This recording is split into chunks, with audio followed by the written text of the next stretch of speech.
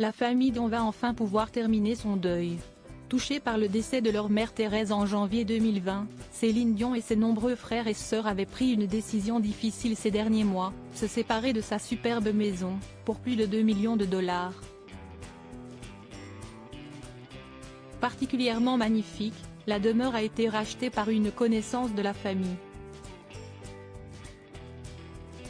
Si est enfin une bonne nouvelle qui touche le clan de Céline Dion, 5 mois après la mise en vente de la maison de la matriarche, Thérèse, décédée en 2020 à 92 ans et plus connue au Québec sous le surnom de Maman Dion, la splendide demeure a finalement été vendue pour la coquette somme de près de 2,1 millions de dollars, soit environ 1,8 million d'euros. Un prix baissé par rapport à ce qui était demandé par ses 13 enfants. L'un de ses fils est décédé en 2016, dont la chanteuse mondialement connue, puisqu'il en demandait 2,4 millions d'euros. Mais l'acquéreur, qui avait déjà acheté le manoir de Céline Dion et René Angélil au Canada, a finalement accepté cette négociation et récupéré cette demeure magnifique.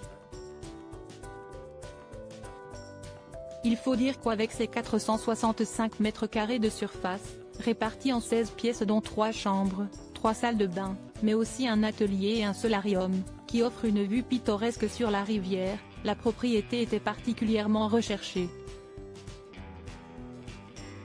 Surtout qu'elle était également dotée de 2 garages et d'une fontaine, qui ajoute une touche d'élégance à la cour. Céline Dion concentrée sur sa maladie en tout cas, selon nos confrères québécois. Si est désormais un sujet clos pour Céline Dion et ses frères et sœurs qui vont pouvoir conclure un deuil difficile et se concentrer sur le futur.